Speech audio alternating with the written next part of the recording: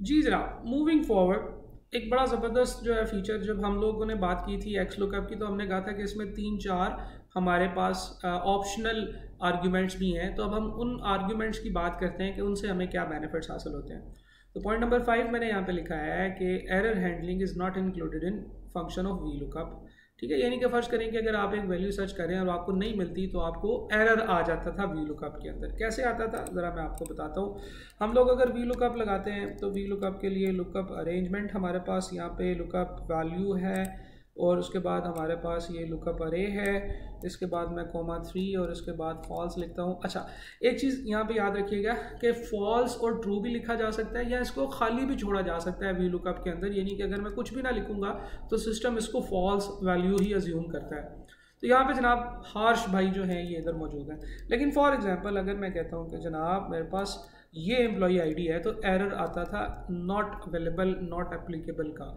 ठीक है, ये एरर आता था। इस एरर की वजह से कभी कभार आपके इस सेल के अंदर से आगे आगे अगर कुछ लगे हुए हैं फार्मूले तो वो ख़राब हो जाते थे। यानी कि अगर सम का फार्मूला लगा हुआ है वी लुकअप के आंसर्स के ऊपर और उसमें से अगर एक नॉट अवेलेबल या नॉट एप्लीकेबल आता था तो फिर उससे आगे आपके सम में भी वही एरर आ जाता था। तो इस एरर को ठीक करने के लिए हम ये करते थे कि हम इस पूरे के पूरे फंक्शन को इफ़ एरर का फंक्शन होता है उसके अंदर जो है ना वो मर्ज कर देते थे। यानी कि हम क्या करते थे, इसी फंक्शन के अंदर जाएं और यहाँ पर लिखें इफ़ एरर। ठीक है जी, इफ़ एरर और उसके बाद ये सारा वी लुकअप का फंक्शन ब्रैकेट क्लोज, और यहाँ पे हम लिखते थे कि अगर एरर आ जाए तो क्या बताए। हम लोग यहाँ पे लिखते थे not found, for example not found मैं लिख देता हूँ। तो इफ़ एरर का फंक्शन क्या करता है कि अगर वी लुकअप के पूरे फंक्शन का आंसर जो है वो नॉट एप्लीकेबल या नॉट अवेलेबल आ रहा है तो उसको उसकी जगह पे वो नॉट फाउंड लिख देता था। अब अगर मैं एंटर करूँ तो नॉट फाउंड। आपको पता है फॉर्मूला के अंदर कुछ वर्ड्स लिखने हो, अल्फ़ाबेट्स लिखने हो, तो हम उनको इन्वर्टेड कॉमा में लिखते हैं। तो इफ़ एरर का फंक्शन ये करता था कि अगर आपके फॉर्मूले के अंदर एरर आ रहा है तो वो नॉट एप्लीकेबल की जगह पे नॉट फाउंड का वर्ड लिख देता था। ठीक है जी, तो ये चीज़ जो थी ये वी लुकअप के फंक्शन के अंदर नहीं थी, उसके लिए हमें इफ़ एरर के फंक्शन का सहारा लेना पड़ता था। लेकिन एक्स लुकअप ने कहा कि भाई ठीक है, जब बहुत सारी चीज़ें ठीक कर रहे हैं तो हम ये भी ठीक कर देते हैं। एक्स लुकअप का फंक्शन कहता है कि आपको लुकअप अरेंजमेंट देनी होगी, कहाँ पे लुकअप करना है, तो हम कहते हैं इस कॉलम में, फिर वो कहता है रिटर्न, तो हमने कहा इस कॉलम में। उसने कहा इफ़ नॉट फाउंड, ये देखें ये वो एरर आ गया। वो कहते हैं कि अगर ना मिले तो क्या करें, हम कहते हैं कि लिख दे नॉट फाउंड। यानी कि ऑप्शनल आर्ग्यूमेंट्स के अंदर ऑप्शनल आर्ग्यूमेंट्स देना चाहते हैं दें, नहीं देना चाहते ना दें। तो अगर आप ऑप्शनल आर्ग्यूमेंट इसी फार्मूले के अंदर ही आपकी ये वाली चीज़ जो है ये मिक्स हो गई। यानी कि अगर वो नहीं मिलता तो हमें लिखा हुआ आएगा नॉट फाउंड, लेकिन हमें उसके लिए एक सेपरेट एक्स्ट्रा फार्मूले की हेल्प नहीं लेनी पड़ेगी। तो उम्मीद है आपको ये समझ आया होगा। अच्छा, अब हम दूसरा जो ऑप्शनल आर्ग्यूमेंट है एक्स लुकअप फंक्शन के अंदर वो है जी, लिखा है मैच मोड। मैच मोड का क्या मतलब होता है, अब देखिए इससे पहले वी लुकअप के अंदर दो मैच मोड्स होते थे। वी लुकअप के अंदर भी और एच लुकअप के अंदर भी मैच करने के दो डिफरेंट मोड्स होते थे। एक होता था ट्रू और एक होता था फॉल्स। आप अगर फॉल्स लिखते थे तो इसका मतलब था कि एग्जैक्ट मैच आता है। ठीक है जी, तो मैं यहाँ पे टाइप कर देता हूँ ताकि आप लोगों को याद रहे कि मैं क्या बात कर रहा हूँ। देखिए वी लुकअप के फंक्शन के अंदर आपके पास जो दो आर्ग्यूमेंट्स की ऑप्शन होती है, आप फॉल्स लिख सकते हैं, आप ट्रू लिख सकते हैं। ठीक है जी, फॉल्स का मतलब होता है एग्जैक्ट मैच, यानी कि आपको एग्जैक्टली वही चीज़ सर्च करके ला के देगा। अगर वो चीज़ ना मिली तो फिर वो नॉट एप्लीकेबल या नॉट अवेलेबल का एरर देगा। लेकिन ट्रू जो होता था वी लुकअप के अंदर ये आपको अप्रॉक्सीमेट मैच देता था, अप्रॉक्सीमेट मैच देता था। ठीक है जी, नंबर 1 अभी मैंने ब्रैकेट लिखी है, अभी मैं इसमें मजीद चीज़ें लिख रहा हूँ। ट्रू का आर्ग्यूमेंट जब आप वी लुकअप के फंक्शन में देते थे तो it was necessary for you कि आपका जो डाटा है that should be in ascending order, यानी कि डाटा जो है वो आपका असेंडिंग ऑर्डर में होना चाहिए। तो ट्रू का आर्ग्यूमेंट क्या करता था, वो आपके डाटा में से सर्च करता था और डाटा में से सर्च करके आपको ला के देता था एग्जैक्ट मैच। अगर एग्जैक्ट मैच नहीं मिलता था तो फिर वो अप्रॉक्सीमेट मैच ला के देता था। ये याद रखिएगा कि ट्रू का जो आर्ग्यूमेंट था वो भी अगर एग्जैक्ट मैच मिलता था तो फिर वो आपको एग्जैक्ट मैच ही ला के देता था। लेकिन अगर वो एग्जैक्ट मैच नहीं मिलता था तो फिर वो अप्रॉक्सीमेट मैच ला के देता था। अच्छा, ये अप्रॉक्सीमेट मैच जो है, ये अप्रॉक्सीमेशन कैसे डिफाइन होती थी, ये भी इंटरेस्टिंग है। अब क्योंकि आप एडवांस सर्च कर रहे हैं, आप एडवांस पढ़ रहे हैं, तो आपके लिए ज़रूरी है कि आप इस चीज़ को भी अंडरस्टैंड करें कि जो अप्रॉक्सीमेट मैच होता है ना, ये होता था प्रीवियस लोएस्ट वैल्यू।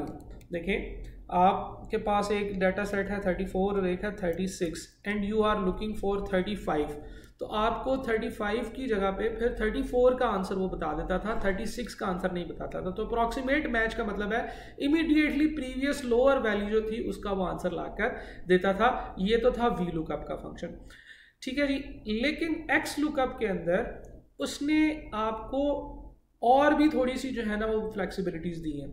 लेकिन एक्स लुकअप के अंदर अगर आप गौर से देखें तो आपके पास जो है जो आर्ग्यूमेंट्स हैं उसमें कितनी चीज़ें हैं जनाब, उसमें हैं 5 चीज़ें।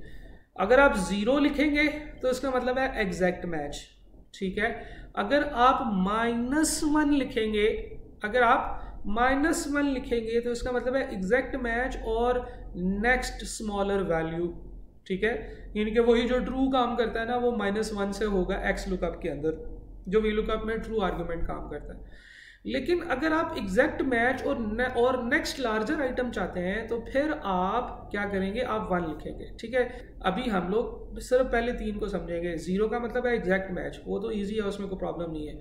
-1 का मतलब है एग्जैक्ट मैच और नेक्स्ट स्मॉलर आइटम, ठीक है। यानी कि 35 सर्च कर रहे हैं, नहीं है तो वो 34 लेकर आएगा। और अगर एग्जैक्ट मैच है लेकिन नेक्स्ट लार्जर आइटम सर्च करना चाहते हैं आप, तो वो फिर आपको 1 इंसर्ट करना पड़ेगा। अच्छा, अब इसकी डिफरेंट एग्जांपल्स हैं, डिफरेंट सिनेरियोज हैं, मैं आपको उसमें एक्सप्लेन करता हूँ कि कैसे हम लोग जो है वो उनको बेहतर तरीके से यूटिलाइज कर सकते हैं।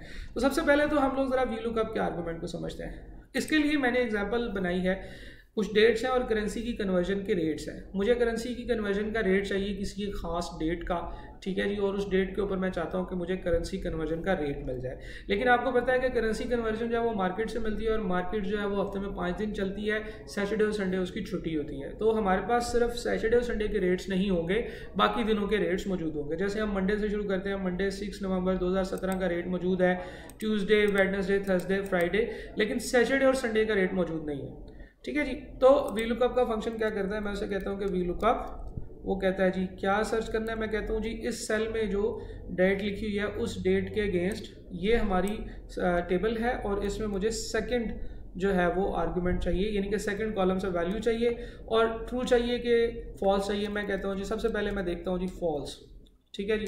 अगर हम फॉल्स आर्गुमेंट के साथ चलेंगे और फॉर एग्जांपल मैं वैल्यू सर्च करता हूँ जनाब वाला 11 नवंबर 2017 की, तो आपको नहीं मिलेगी वैल्यू, क्योंकि आप देखें कि आपके पास 10 नवंबर का डाटा है, उसके बाद 13 नवंबर का डाटा है।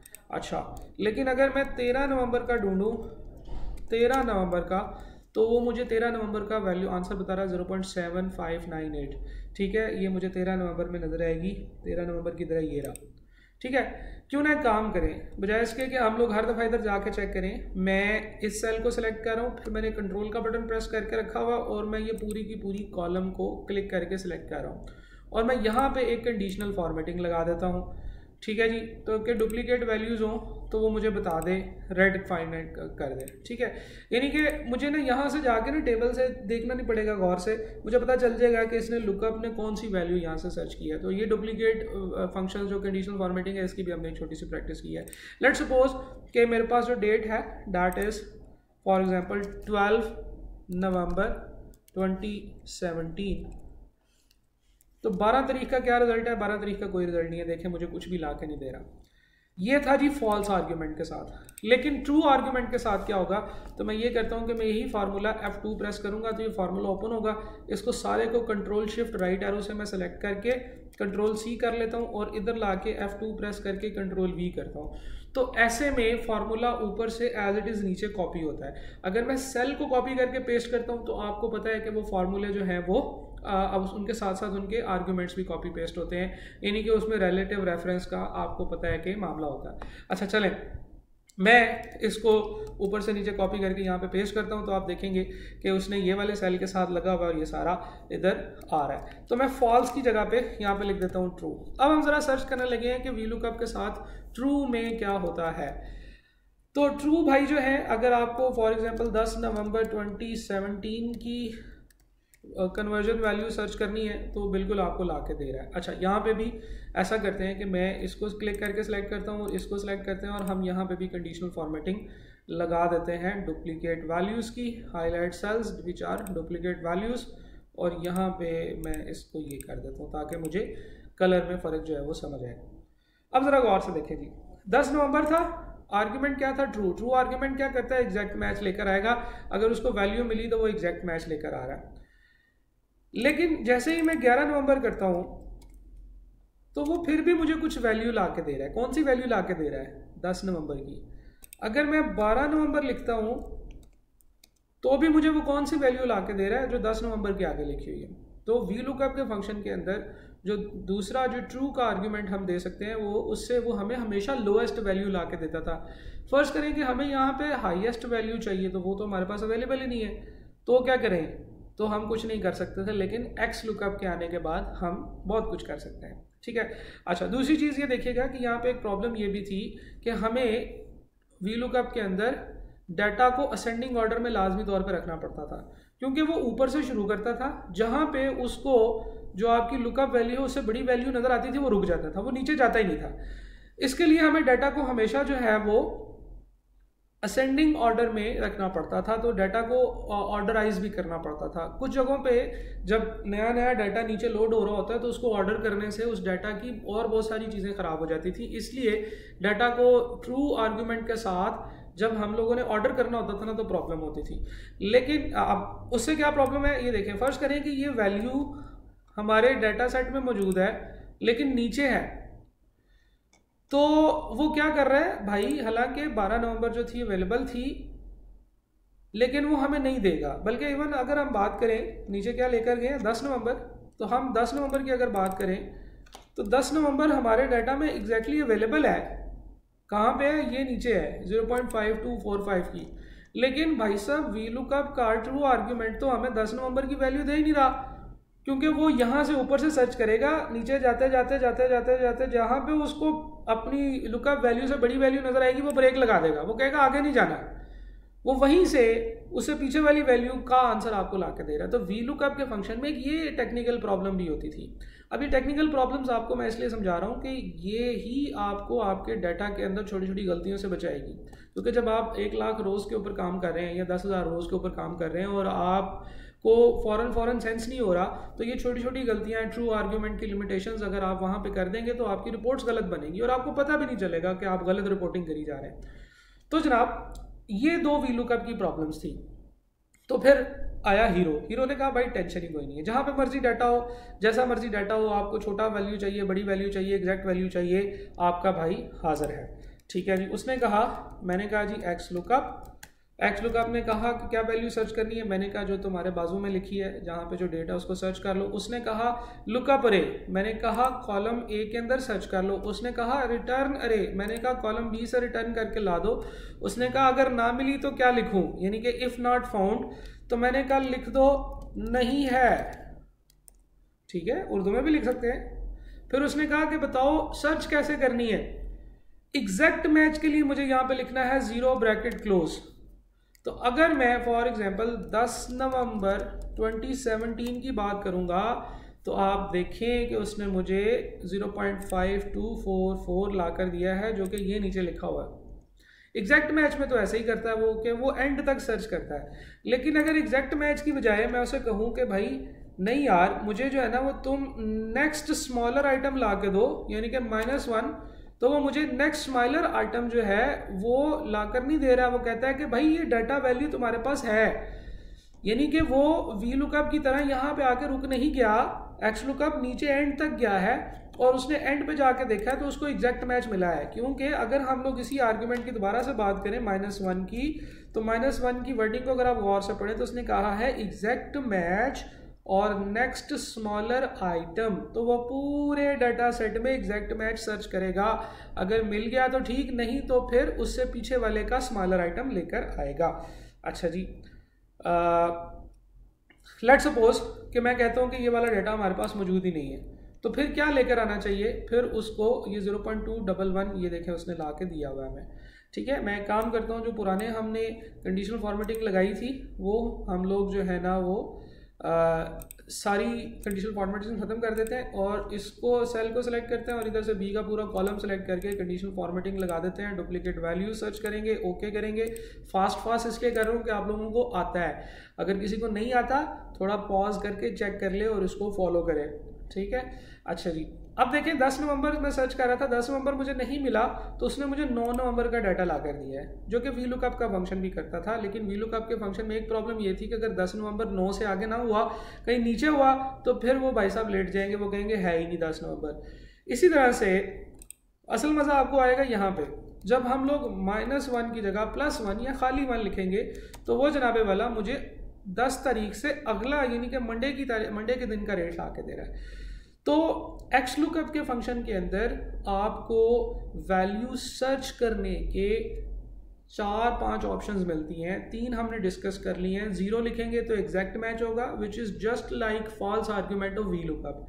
-1 लिखेंगे तो वो आपको एग्जैक्ट मैच या नेक्स्ट स्मॉलर आइटम ला के देगा, जो कि VLOOKUP की तरह ही है, VLOOKUP के ट्रू आर्ग्यूमेंट की तरह। लेकिन एक प्रॉब्लम है कि VLOOKUP का ट्रू आर्ग्यूमेंट ऑर्डर पे डिपेंडेंट है, लेकिन XLOOKUP का सिमिलर आर्ग्यूमेंट -1 ऑर्डर पे डिपेंडेंट नहीं है। और तीसरा आपके पास है +1 का आर्ग्यूमेंट जो XLOOKUP के अंदर होता है वो नेक्स्ट हायर वैल्यू आपको ला के देता है। ये +1 का आर्ग्यूमेंट VLOOKUP के फंक्शन में नहीं था, आपको नेक्स्ट हायर आइटम जो थी वो नहीं मिलती थी, लेकिन XLOOKUP में आपको नेक्स्ट हायर आइटम में मिलती है। बाकी इसके बाद वाइल्ड कार्ड की सर्च और रिजेक्ट जो है वो रह गया है, वो मैं आपको बाद में बताऊंगा। सो हम लोगों ने, ये बड़ी थोड़ी लंबी वीडियो हो गई है, इसमें हम लोगों ने सर्च आर्ग्यूमेंट्स देखे। ये बड़ा ज़रूरी है ये चीज़ समझना, क्योंकि इसकी बेसिस के ऊपर आप जब बहुत बड़े डाटा पे काम कर रहे होंगे तो आपको प्रॉब्लम का सामना करना पड़ सकता था। तो हमने XLOOKUP को देखा है। अब मैं तो आज के बाद कभी VLOOKUP और HLOOKUP इस्तेमाल नहीं कर रहा, क्योंकि मेरे पास हीरो आ गया है, मुझे हीरो मिल गया है XLOOKUP, मैं तो XLOOKUP को इस्तेमाल करूँगा।